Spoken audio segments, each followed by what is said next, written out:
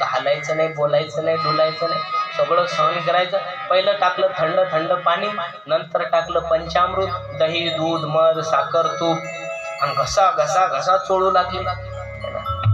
कारण त्या पुजाऱ्याला दररोज महाराज या पुजाऱ्याने चोळू चोळू देव बारीक करून टाकला. देव झिजून काढला सगळं. देवाला पाय सुद्धा ठेवले नाही लोकांनी, पायाला हात लावला. आणि मग ते नामदेव महाराजांनी सगळं सहन केलं. पण ते मध साखर थोडी पायाजवळ राहिली होती, त्याने झाल्या मुंग्या आणि पायाला डसू लागल्या. देवाने सांगितलं होतं हालायचं नाही. नंतर आरती झाली, लोण्याचा नैवेद्य आला, नामदेव महाराजाला भूक लागली. देवाने सांगितलं नुसतं पाहायचं खायचं नाही. लोणी तोंडाला लावलं पुजाऱ्याने आणि लगेच काढून घेतलं. दुपारचा नैवेद्य आला, नैवेद्याकडे बघितलं, भूक लागली. देवाने सांगितलं होतं पाहायचं खायचं नाही.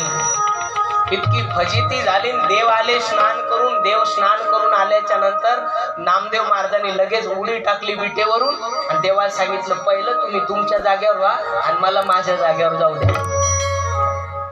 म्हटले का रे नामा, 1-2 महिने राहायला उभा. नामदेव महाराजांना हात जोडले, म्हटले देवा आम्ही आमचे बरे, मी भक्त तू देव, आयुष्य करी. मी भक्त आणि तुम्ही देव. देव झाला की त्याची फजिती होत असते. रामरायाने विचार केला, कौशल्येने माझ्या मुखामध्ये ब्रह्मांडाचं दर्शन केलेलं आहे आणि कौशल्येला जर उद्या कळलं राम हा माझा पुत्र भगवान विष्णूचा अवतार आहे, देव आहे, तर माझी सुद्धा कौशल्या फजिती केल्याशिवाय राहणार नाही. भगवंताने माया सोडली आणि आपण ब्रह्मांड दर्शन केलं, याचा कौशल्येला विसर पडला. आता पुढे भगवान श्रीराम हळूहळू मोठे होऊ लागले आणि मोठे झाल्याच्या नंतर प्रभूचा जन्म संस्कार झालेला, यज्ञोपवीत संस्कार केला. 3 जनऊ गुरु पितु माता. तुलसीदास बाबा वर्णन करतात.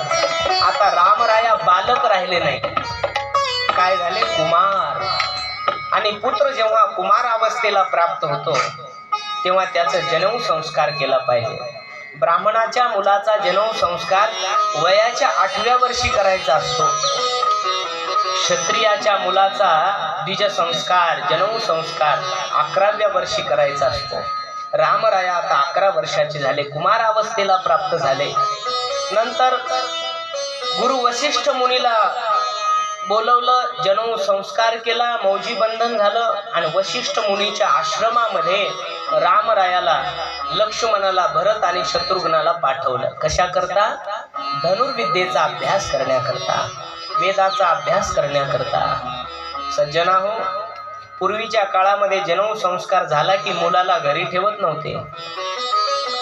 शास्त्र सांगतं जन्म संस्कार झाल्याच्या नंतर, मौजी बंधन झाल्याच्या नंतर आई वडिलांनी काही कालापुरता मुलाचा त्याग केला पाहिजे.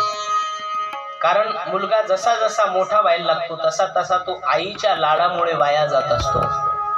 म्हणून त्याला आईपासून दूर केलं पाहिजे. 11व्या वर्षी आईपासून दूर केलं पाहिजे, वडिलांपासून दूर केलं पाहिजे, गुरुकुलमध्ये पाठवलं पाहिजे विद्या अभ्यास करण्याकरता. ब्रह्मांड नायक भगवान श्रीरामरायाला राजा दशरथाने वशिष्ठ मुनीच्या आश्रमामध्ये पाठवलेला आहे. भरत, शत्रुघ्न, लक्ष्मण आणि रामराया वशिष्ठ मुनीच्या आश्रमामध्ये गेले. विचार करा सज्जनाहो, ज्याच्या मुखातून 4 वेद ज्याच्या श्वासातून प्रगट झाले, तो वेदाचा अध्ययन करण्याकरता गुरुच्या आश्रमामध्ये जातो. काय गरज होती देवाला? येण्याची पढवून वेद केला शाना हो. वेदाला कोणी प्रगट केलं? भगवंताने. आणि तोच भगवंत आज नर शरीर धारण करून आलेला आहे, सामान्य शरीर धारण करून आलेला आहे मनुष्याचं. तर समाजाला शिस्त लागण्याकरता गुरुच्या आश्रमामध्ये गेले. मोठ्या व्यक्तीला, तसं देवाला मौजी बंधनाची गरज नव्हती, ज्ञानेश्वर महाराजांना मौजी बंधनाची गरज नव्हती. पण जेव्हा रुक्मिणी माता, विठ्ठलपंत यांनी देहांत प्रायश्चित्त घेतलं आणि देहांत प्रायश्चित्त केल्याच्या नंतर संत ज्ञानेश्वर महाराज, निवृत्तीनाथ, सोपान काका, मुक्ताबाई अनाथ झाले. अनाथ झाल्याच्या नंतर आळंदी क्षेत्रामध्ये खूप लोकांनी त्यांना त्रास दिला. पण ज्ञानेश्वर महाराज निवृत्तीनाथाला म्हणाले, नाथा, आपल्या आपल्या मौजी राहिलेल्या आहेत, मौजी बंधन आपलं झालं नाही. आणि आपण जर मौजी बंधन केलं नाही तर उद्या लोक म्हणतील ज्ञानेश्वर महाराजांनीच केलं नव्हतं, आम्हाला करण्याची गरज नाही. समाजाला दिशा देण्याकरता, समाजाला शिस्त लागण्याकरता आपलं मौजी बंधन झालं पाहिजे. आळंदीच्या ब्राह्मणांकडे गेले, आमचं मौजी बंधन करा. सांगितलं तुमचं आणि मौजी बंधन? अरे तुम्हाला मौजी बंधनाचा अधिकार नाही, तुम्ही संन्याशाची मुलं आहे, आम्ही तुमचं मौजी बंधन करणार नाही. ज्ञानेश्वर महाराज पुन्हा पुन्हा विनंती करू लागले, आमचं मौजी बंधन करा. त्याच्यामध्ये एक भट्ट उठला, त्याने सांगितलं त्या ब्राह्मणाने, तुमचं आम्ही मौजी बंधन करतो, पण तुम्हाला पैठणला जावं लागेल. पैठणला जाऊन तुम्ही शुद्धीपत्र घेऊन या. आणि पैठणच्या ब्राह्मणाने जेव्हा तुम्हाला शुद्धीपत्र दिलं तेव्हा आम्ही तुमचं मौजी बंधन करू. पैठणच्या ब्राह्मणाकडे गेले शुद्धीपत्र आणण्याकरता. ज्ञानेश्वर महाराजांसारखा त्रास, ज्ञानेश्वर महाराजांचा सारखा छळ कोणत्याही संताचा झाला नाही. किती सहन केलं श्री संत ज्ञानेश्वर महाराजांनी. मधुकरीला गेले, आळंदीमध्ये भिक्षाटन करण्याकरता गेले तर लोक भिक्षा वाढत होते, वाढलेली भिक्षा सुद्धा खाऊ देत नव्हते. जोडी फाडून टाकायचे, अंगावर शेण फेकायचे. तोची संत जाना जगी, दया क्षमा ज्याची अंगी, लोभ अहंता नोहे मना, जगी विरक्त तोची जाना.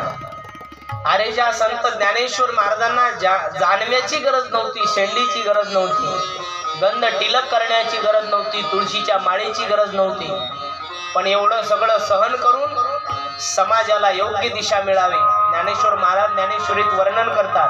मग वडील जे करीती